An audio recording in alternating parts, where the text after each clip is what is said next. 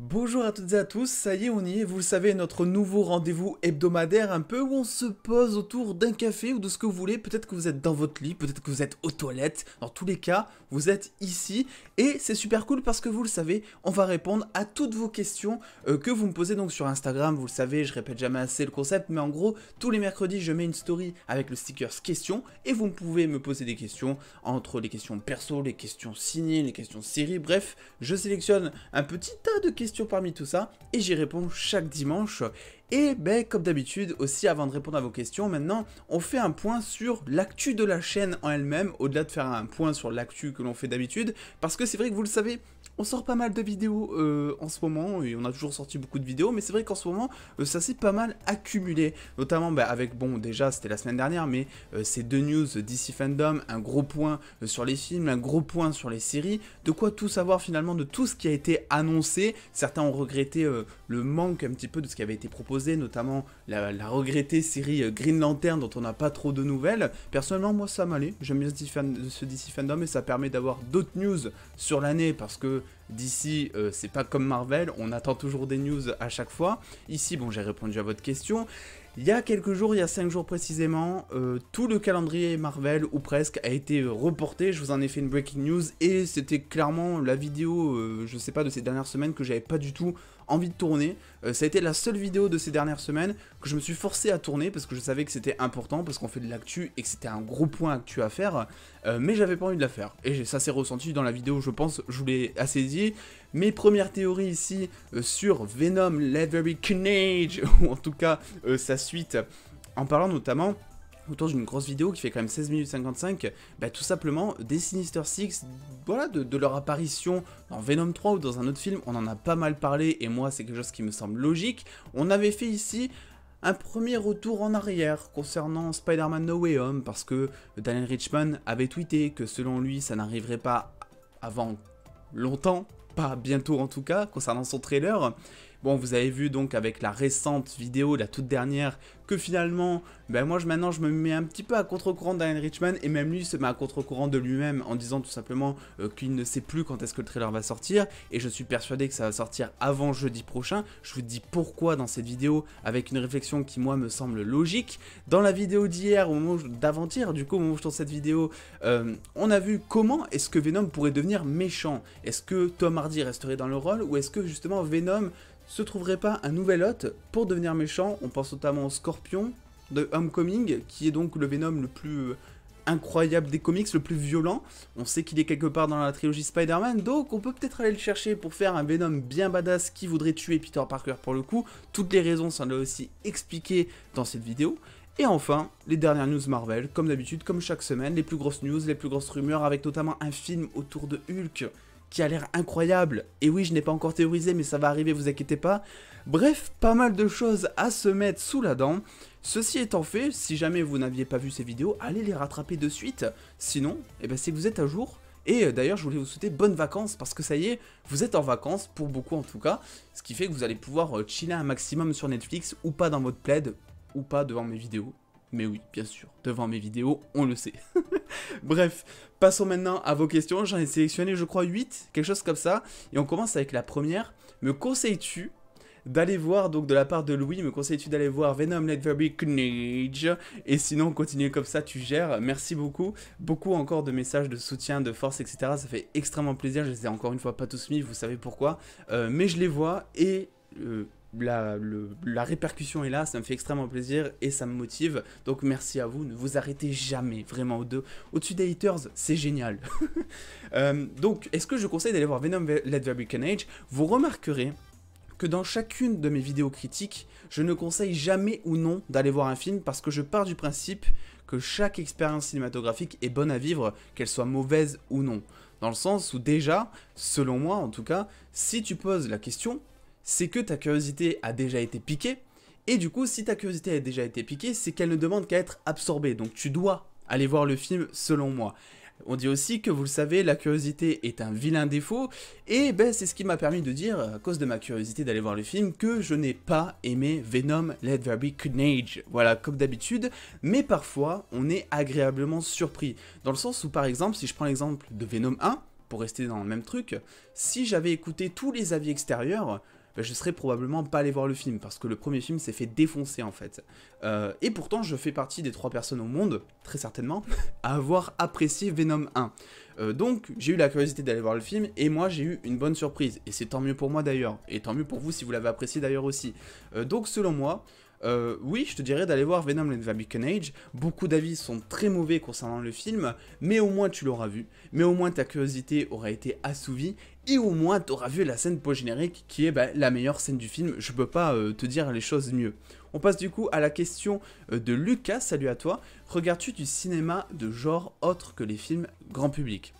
Alors il faut savoir quelque chose, je regarde très peu de films, vraiment. Dans l'année je vais voir principalement, je sais que c'est pas bien, tapez-moi et tout, mais je vais voir principalement que les films DC, Marvel, parce que déjà j'ai un peu de mal avec le cinéma, peut-être que je vous expliquerai pourquoi autour d'une vidéo dédiée, je sais pas si ça peut vous intéresser, mais j'ai un petit peu de mal avec les salles de cinéma, même si ça commence à aller de mieux en mieux, et aussi mon cinéma c'est chiant, parce que je peux pas la regarder en VO, très souvent en tout cas, alors que je préfère la VO, en tout cas pour les films Marvel et DC, et pour les acteurs que je connais, parce que je suis habitué à leur voix, et c'est aussi que je manque de temps parce que je suis beaucoup plus série et que les séries ça prend énormément de temps.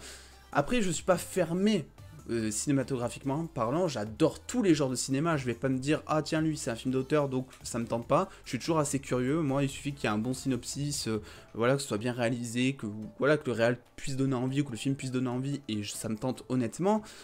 Et d'ailleurs, j'ai envie de dire, il y a qu'à voir un petit peu mes films préférés sur TV Time, et je vous mettrai le lien de mon TV Time si ça vous intéresse en description. C'est que le seul film super-héroïque qu'il y a là-dedans, c'est Spider-Man 1 de Sam Raimi, dans mes films préférés de tous les temps. Ensuite, t'as du Seul sur Mars, qui est un petit peu de la science-fiction réaliste.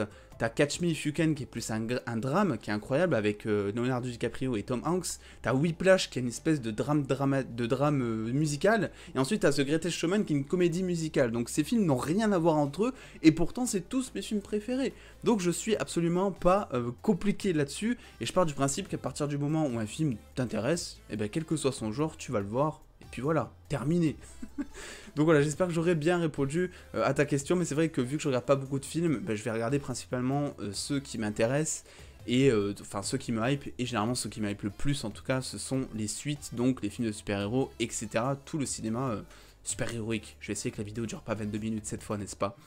Une question donc de Ewan, salut à toi. Quelles sont tes attentes sur Aquaman 2? Penses-tu qu'il sera mieux que le premier? Alors je sais pas s'il sera mieux que le premier, parce que pour l'instant rien ne nous fait dire qu'il pourrait être mieux. J'imagine qu'il aura, tout comme le premier, ses qualités et ses défauts. Moi le premier, ce qui est sûr, c'est que je l'avais énormément, mais énormément apprécié. Mais ce que je peux vous dire concernant ce fameux Aquaman 2, c'est que oui, je l'attends énormément, moins qu'un Black Adam qui a l'air incroyable, moins qu'un The Flash qui a l'ambition de reboot en quelque sorte tout le DCU, ou en tout cas ce qu'il en reste, mais ce que j'attends de voir concernant ce Aquaman 2, c'est tout simplement les origines d'Arthur qui seront beaucoup plus travaillées en profondeur que tout simplement dans le premier film. C'est vrai que dans ce premier film on avait tout un traitement autour des dilemmes d'Arthur, le fait qu'ils doivent un petit peu jongler entre ces deux appartenances on va dire, et maintenant on a un Arthur qui est devenu complètement roi, et je veux voir en fait comment il va traiter ses obligations, parce que bon de base c'est un mec qui aime bien on va dire vivre sa vie pépère, qui aime bien boire des bières, boire des petites binouses etc.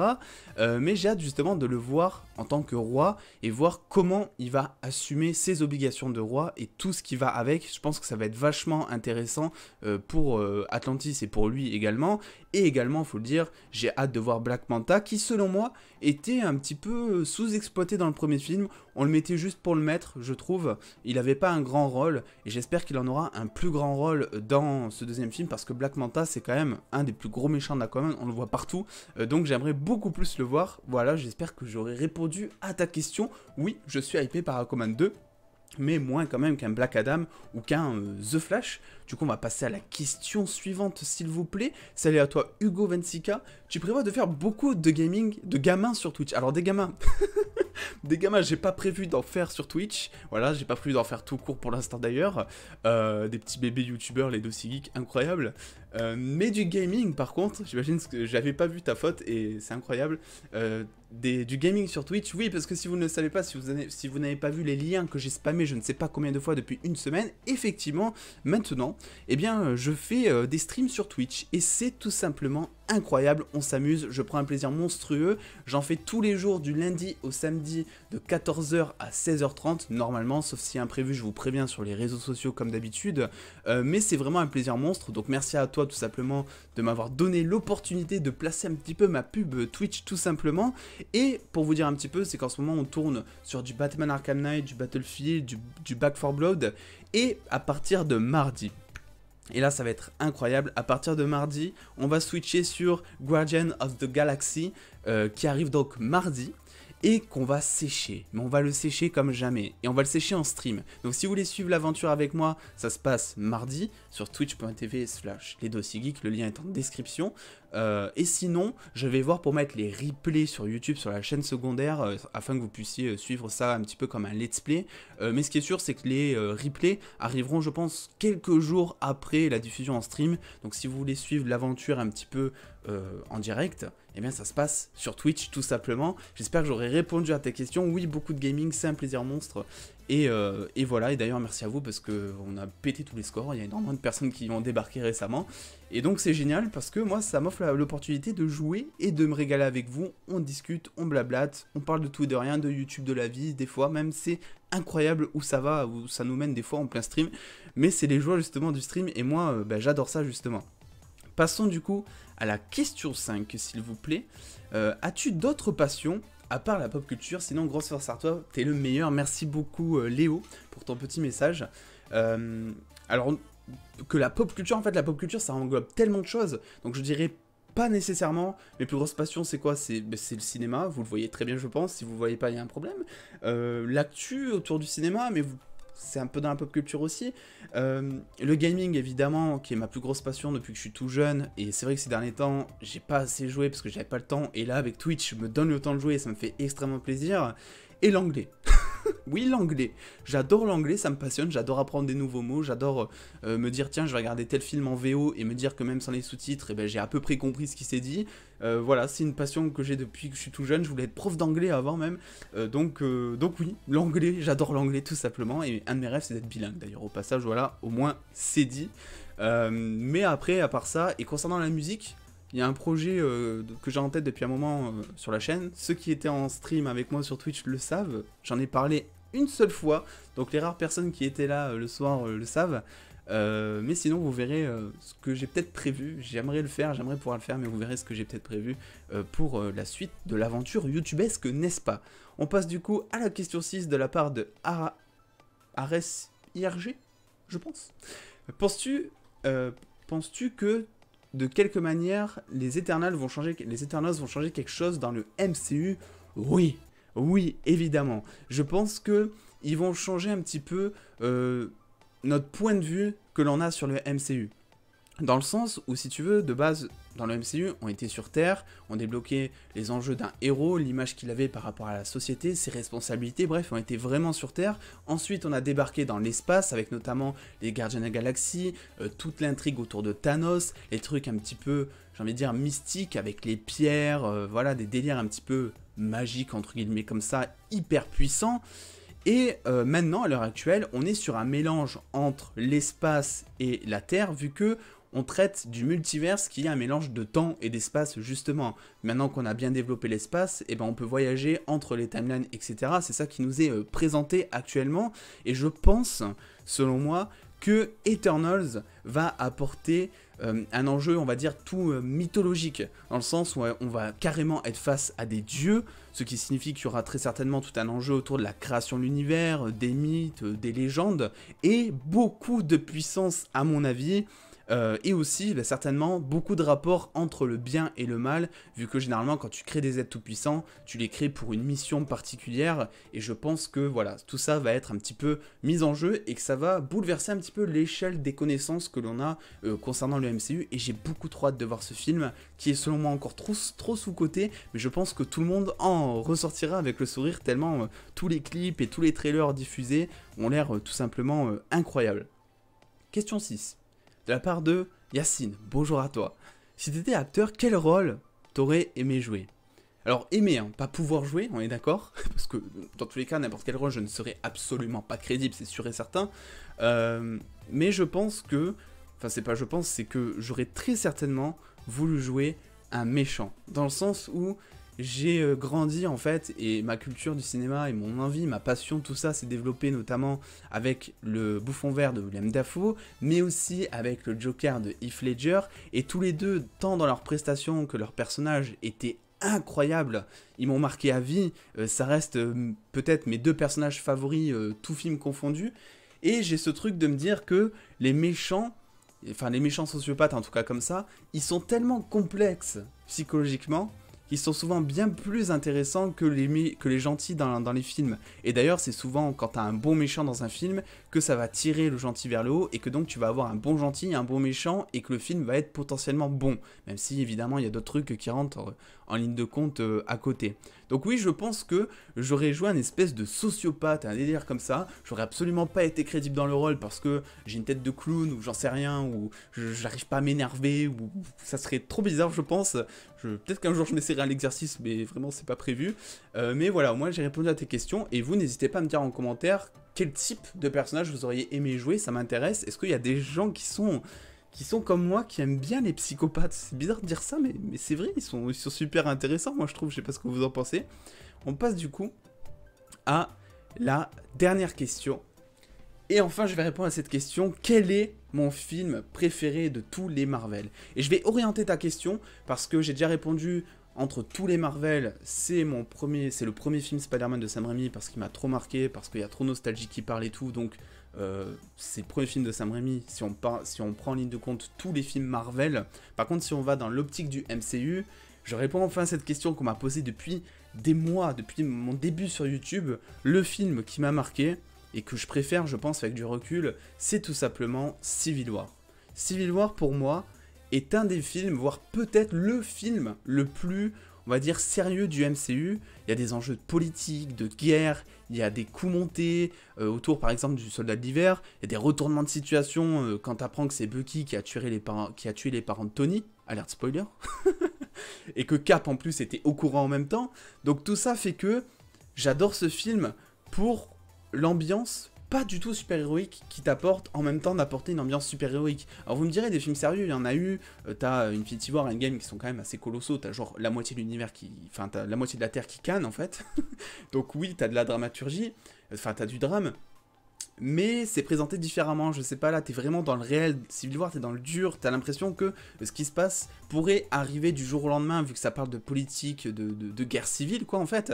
Alors que bon, pour l'instant en tout cas, on n'est pas... on craint pas qu'il y ait un Thanos qui débarque pour claquer des doigts sur Terre, vous voyez ce que je veux dire. Donc c'est ça en fait, c'est le réalisme de ce film, et tous les côtés qu'il apporte à côté, qui moi me font ultra kiffer. Bref, voilà, j'espère que j'aurai répondu à vos questions. Bon, comme d'habitude, j'ai pas pu répondre à tout le monde. Voilà, n'hésitez pas à relancer la vôtre à chaque fois. De toute façon, à chaque fois, je pioche des questions. J'essaie aussi de piocher des personnes différentes pour essayer de répondre à un maximum de personnes. Mais en tout cas, c'est super. J'adore ce rendez-vous. Et puis, ça nous permet un petit peu, je pense, de se connaître mutuellement. Parce que moi, je vous pose des questions, vous répondez en commentaire. Je vois un petit peu votre avis. Et puis moi, peut-être que vous en savez plus. Mine de rien, j'ai enfin répondu à la question de mon film préféré du MCU. Donc tout ça, je pense que ça peut peut-être vous être utile, parce qu'on m'a beaucoup posé la question. Dans tous les cas, comme d'habitude, écoutez, n'hésitez pas à venir me rejoindre sur les réseaux sociaux, vous le savez, à venir checker un petit peu où je suis, tout ça. Le Twitch est en description, le TV Line est en description, tout est en description, sauf les vidéos. Voilà, les vidéos sont sur la chaîne YouTube, voilà, vous apprenez un truc de malade avec tout ça. Et puis écoutez, je vous dis à demain très certainement pour une nouvelle vidéo. Passez un très bon dimanche, un très bon début de vacances surtout. Profitez-en pour souffler, relâchez-vous, voilà, mettez le travail de côté pendant quelques jours. Il est temps un petit peu de se reposer. Et en attendant les dos, prenez soin de vous, faites-vous bien kiffer. Des bisous les dos.